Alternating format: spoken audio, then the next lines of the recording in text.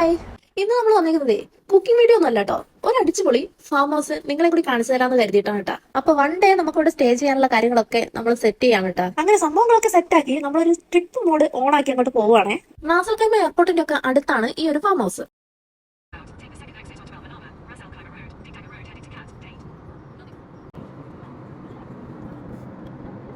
എയർപോർട്ടിന്റെ അടുത്തുള്ള സിമെന്റ് ഫാക്ടറിയുടെ ഒക്കെ ഓപ്പോസിറ്റ് ആയിട്ട് ഒരു കച്ച വഴി കുറച്ച് ഉള്ളോട്ട് പോകണം നമ്മുടെ ഈ ഒരു ഫാം ഹൗസിൽ എത്താൻ വേണ്ടിയിട്ട്. കുട്ടികളാണെങ്കിലും വലിയ ആൾക്കാരാണെങ്കിലും വളരെ എൻജോയ് ചെയ്യാൻ പറ്റിയ ഒരു പ്ലേസ് ആയിരുന്നു കേട്ടോ ഇത്. ഇങ്ങനെ ഒരു പരിപാടി നടത്തുമ്പോൾ അതിന്റെ കോർഡിനേഷനും കാര്യങ്ങളും കൈകാര്യം ചെയ്യാന്ന് പറയുന്നത് ചില്ലറ കാര്യമല്ല കേട്ടോ. അപ്പൊ ആ ഒരു കാര്യം വളരെ സക്സസ്ഫുള്ളി കൈകാര്യം ചെയ്ത ആളാണ് താര ചേച്ചി. ഞങ്ങളെ നെയ്ബറും കൂടിയാണ് കേട്ടോ. അങ്ങനെ നേരെ നമ്മൾ കിച്ചണിലോട്ട് എത്തി. ഫസ്റ്റ് നമ്മളെ കണ്ണിൽ പെട്ടത് ആ സംഭാരമാണ്. ഈ ചൂട് സമയത്തെ മറ്റെന്തിനേക്കാളും ബെസ്റ്റ് ഈ ഒരു സംഭാരമായിരുന്നു കേട്ടോ. അത്യാവശ്യം വലിയൊരു കിച്ചൺ തന്നെയായിരുന്നു. അവിടെ നമുക്ക് ആവശ്യത്തിന് പാത്രങ്ങൾ, ഗ്യാസ്, ഫ്രിഡ്ജ്, ഓവൻ, പിന്നെ കുറച്ച് ചായപ്പൊടി, പഞ്ചസാര, മുളക് പൊടി അതുപോലുള്ള ഐറ്റംസ് ഒക്കെ അവിടെ ഉണ്ട്. ബാക്കി നമ്മുടെ ആവശ്യത്തിന് വേണ്ട ഫുഡ് ഐറ്റംസ് കുക്ക് ചെയ്തതാണെങ്കിലും അല്ലാത്തതൊക്കെ നമ്മൾ കരുതിയിട്ടുണ്ടായിരുന്നു. ഞങ്ങളൊരു 5-6 ഫാമിലീസ് അടിച്ചു പൊളിക്കാൻ പോയതാണേ. അതിൽ ഞങ്ങള് ഒരു ദിവസം 3:30 ആകുമ്പോൾ ചെക്ക് ഇൻ ആയതാണ്. അപ്പൊ നെക്സ്റ്റ് ഡേ നമുക്ക് 3:30 ആകുമ്പോൾ ചെക്ക്ഔട്ട് ചെയ്താൽ മതി. അവിടെയാണെങ്കിൽ പല വലുപ്പത്തിലുള്ള 5 ബെഡ്റൂമും അതിനെല്ലാം അറ്റാച്ച്ഡ് ബാത്റൂമും കൂടിയാണ്. അവിടെ എടുത്തു പറയാനായിട്ടെന്ന് വെച്ചാൽ അവിടെ ബാത്റൂം ആവട്ടെ, കിച്ചൺ ആവട്ടെ, ഹോൾ ആവട്ടെ എല്ലായിടവും വളരെ നീറ്റ് ആൻഡ് ക്ലീൻ ആയിരുന്നു. ഒരു 19 ആൾക്ക് വരെ ഒരുമിച്ചിരുന്ന് സമയം ചെലവഴിക്കാൻ പറ്റിയ ഒരു ഹോളായിരുന്നു അവിടുത്തേത്.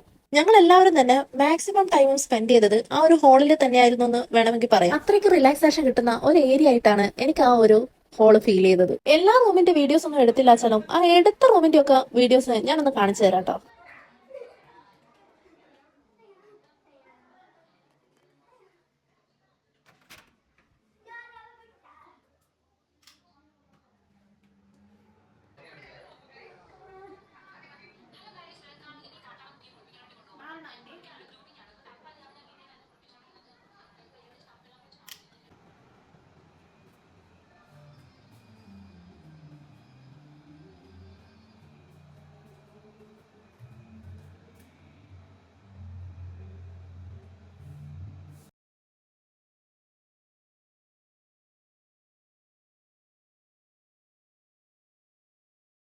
ഇതിന്റെ ഉള്ളിൽ തന്നെ കുട്ടികൾക്ക് കളിക്കാനുള്ള പ്ലേ ഏരിയാസ് ഉണ്ട്. പിന്നെ അഡൽട്ടിനും ചിൽഡ്രൻസിനും സെപ്പറേറ്റ് ആയിട്ട് സ്വിമ്മിംഗ് പൂളും ഉണ്ട്.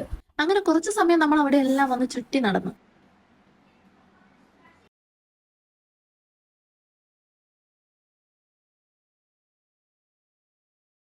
സ്വിമ്മിംഗ് പൂൾ കണ്ടത് മുതൽ അതിൽ ഇറങ്ങാനുള്ള വെപ്രാളത്തിലായിരുന്നു അമ്മക്കുട്ടി. ചായ കുടിച്ചു കഴിഞ്ഞിട്ട് സ്വിമ്മിംഗ് പൂളിലേക്ക് ഇറങ്ങിക്കോന്ന് അച്ഛന്റെ വാക്ക്. അപ്പൊ തന്നെ ഞങ്ങള് കിച്ചണിലോട്ടേക്ക് വിട്ടു. ആ ഒരു മൊരിഞ്ഞ ഉഴുന്നുവട ചട്നി ഞങ്ങൾ വാങ്ങിച്ചതായിരുന്നു.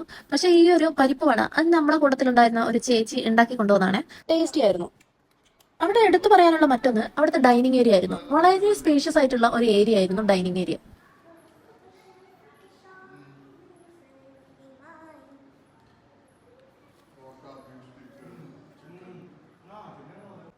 വടയും ചായന്റെ കൂടെ മുട്ട പുഴുങ്ങിയത് വേണമെച്ചാ അതും ഉണ്ടായിരുന്നു.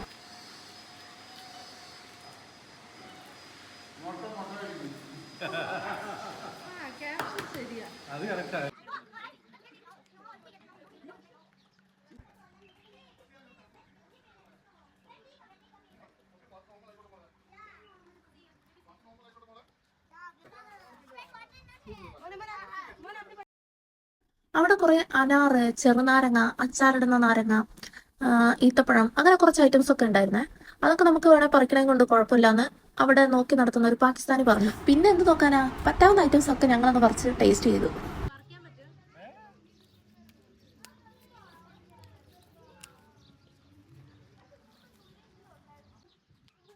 പിന്നെ ഒത്തിരി ഈന്തപ്പനകൾ കണ്ടു. പക്ഷെ ഡേറ്റ്സ് ഒക്കെ പാകമാവാനുള്ള സമയം ആവുന്നേ ഉണ്ടായിരുന്നുള്ളൂ.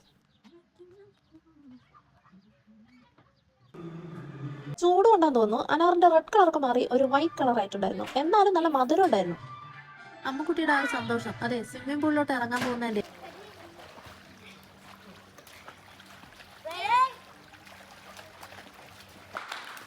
അങ്ങനെ കുട്ടികളെയൊക്കെ സ്വിമ്മിംഗ് പൂളിൽ ഇറക്കിയതിനു ശേഷം ഞങ്ങളെ തന്നെ ഒന്ന് പരിചയപ്പെടുകയും കൂടെ കുറച്ച് തമാശകളൊക്കെ ആയിട്ട് കുറച്ച് സമയം ചെലവഴിച്ചു. ഈ ഒരു ഫാം ഹൗസിൽ ഞങ്ങൾ 3ാമത്തെ തവണയാണ് വരുന്നത്. ഓരോ പ്രാവശ്യം വരുമ്പോഴും ഇനിയും വരാൻ തോന്നിപ്പിക്കുന്ന ഒരുപാട് നല്ല നല്ല നിമിഷങ്ങൾ അവിടെ ഉണ്ടായിട്ടുണ്ട്. അതുകൊണ്ട് തന്നെ ഞങ്ങൾ പോയതിൽ വെച്ച് ഏറ്റവും നല്ലൊരു ഫാം ഹൗസ് ആയിട്ടും ഒരുപാട് ഓർമ്മകൾ സൂക്ഷിക്കുന്നതുമായിട്ടുള്ള ഒരു സ്ഥലമാണ് ഈ ഒരു ഫാം ഹൗസ്. ഇനി കുറച്ച് റൊമാൻറ്റിക് ഫോട്ടോസും കൂടെ ആവാം.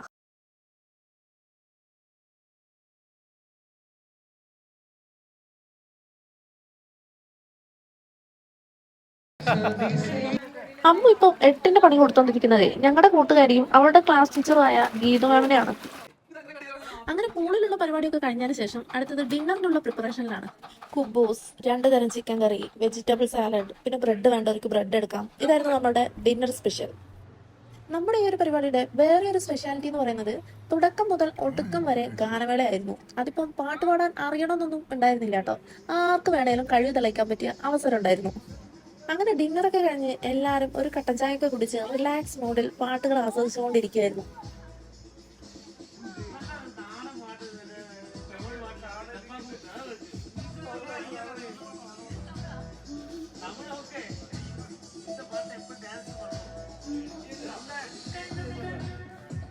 അങ്ങനെ ഒരു 12 മണിയൊക്കെ ആയപ്പോൾ അച്ഛനും മോളും കിടക്കാൻ പോയി. അങ്ങനെ ഉറങ്ങാത്ത ഞങ്ങൾ കുറച്ച് ആൾക്കാർ രാവിലെ തന്നെ നടക്കാൻ ഇറങ്ങി അവിടുത്തെ കാഴ്ചകളൊക്കെ അങ്ങോട്ട് ആസ്വദിക്കാൻ.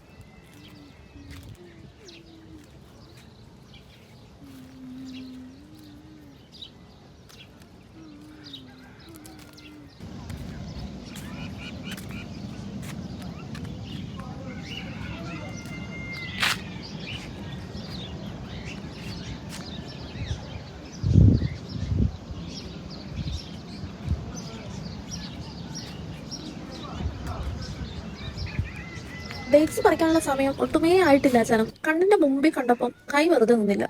2 പറിച്ച് കഴിച്ചു നോക്കി. നല്ല ചവർപ്പ് ടേസ്റ്റ് ആയിരുന്നു.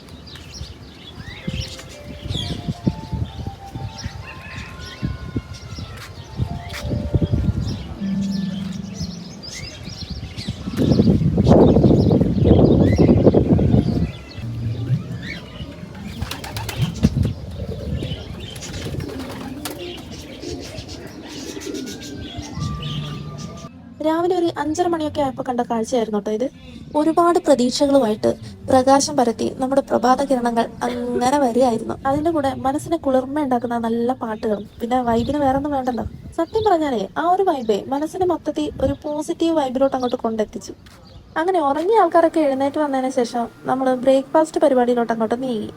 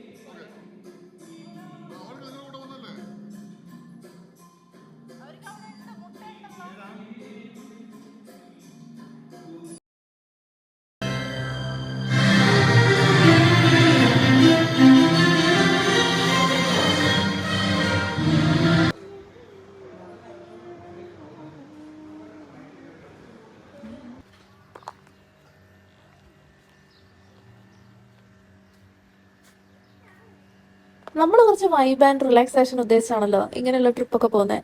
അപ്പൊ കുറച്ച് ഫാമിലീസ് ആയിട്ട് പോകുമ്പോൾ അത് കൂടുതൽ പൊളിയായിരിക്കും കേട്ടോ. കുറച്ച് മുമ്പേ ബുക്ക് ചെയ്തുകൊണ്ടായിരിക്കണം ഒരു 2000 ദിറംസിനുള്ളിൽ ഞങ്ങൾക്ക് ഈ ഒരു ഫാം ഹൗസ് കിട്ടിയിട്ടുണ്ടായിരുന്നു. ഈദിന്റെ ടൈമിൽ ആ ഒരു ഫാം ഹൗസ് ഈ ഒരു റേറ്റിൽ കിട്ടുക എന്നുള്ളത് കുറച്ച് ബുദ്ധിമുട്ടുള്ള കാര്യമായിരുന്നു. അതുകൊണ്ട് തന്നെ ഞങ്ങൾ കുറച്ച് മുന്നേ ബുക്ക് ചെയ്ത് വെച്ചതാണ്. കുറച്ച് കുറഞ്ഞ റേറ്റിൽ ഇങ്ങനെയുള്ള ഏരിയാസ് നമുക്ക് എൻജോയ് ചെയ്യണമെന്നുണ്ടെങ്കിൽ ഒരു 2-3 മാസം മുന്നേ നമ്മൾ ബുക്ക് ചെയ്യുകയാണെങ്കിൽ നല്ല പ്രൈസ് വ്യത്യാസം ഉണ്ടാവും. പ്രധാനമായിട്ടും ഈ ഹോളിഡേയ്സിലൊക്കെയാണ് ഇങ്ങനെയുള്ള ഏരിയാസിൽ റേറ്റ് കൂടുക. നട്ടുവെച്ച 12 മണി സമയത്ത് അമ്മുകുട്ടീനെ ചെറുതായൊന്ന് മിസ്സായി. ദൂരെ അങ്ങ് പോകില്ലെന്നറിയാം, എന്നാലും തപ്പി നടത്തപ്പം ആള് ചെയ്തോണ്ടിരിക്കുന്ന കാഴ്ചയായിരുന്നു ഇത്.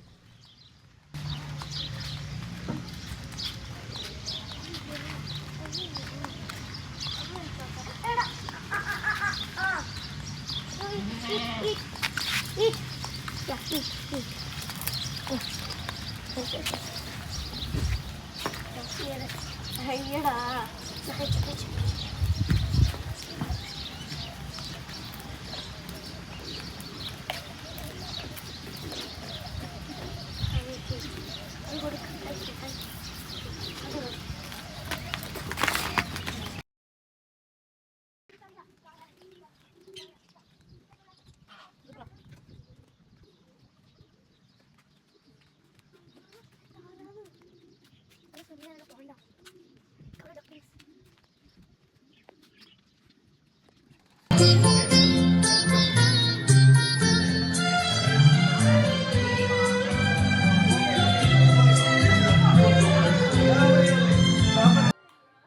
അടുക്കളയുടെ അപ്പുറത്തെ കോനായിൽ നിന്നിട്ടേ വൈകുന്നേരങ്ങളിൽ ഒരു കട്ടൻ ചായയൊക്കെ ആയിട്ട് സംസാരിച്ചിരിക്കുന്ന ഒരു സുഖമല്ലേ, അതേ ഒരു വൈബായിരുന്നു കേട്ടോ ഇവിടെ ഇരുന്ന് സംസാരിക്കുമ്പോൾ ഞങ്ങൾക്ക് എല്ലാവർക്കും തോന്നിയത്. ശരിക്കും പറഞ്ഞാൽ ജോലിയുടെ ടെൻഷൻ ആവട്ടെ ഒന്നുമേ നമ്മുടെ മനസ്സിലില്ലാണ്ട് കംപ്ലീറ്റ്ലി റിലാക്സ്ഡ് ആയിട്ടുള്ള ഒരു മൂഡിലായിരുന്നു കേട്ടോ ഞങ്ങൾ എല്ലാവരും. ആ ഒരു 1 ഡേ ഞങ്ങൾ എല്ലാവരും കംപ്ലീറ്റ്ലി എൻജോയ് ചെയ്തു. അങ്ങനെ നമ്മൾ ചോറിനുള്ള സമയമായി. 2 തരം മീൻകറിയും പുളിശ്ശേരിയും അച്ചാറും ചമ്മന്തിപ്പൊടിയും കൂടെ വത്തൽ കുഴമ്പ് എന്ന് പറയുന്ന ഒരു തമിഴ്നാട് സ്പെഷ്യൽ ഐറ്റം കൂടെ ഉണ്ടായിരുന്നു. എല്ലാ കറികൾക്കും ഇങ്ങനെ ഒരുമിച്ചിരുന്ന് കഴിക്കുന്നോണ്ടാണോ എന്നറിയില്ല, ഒരു പ്രത്യേക ടേസ്റ്റ് ആയിരുന്നു.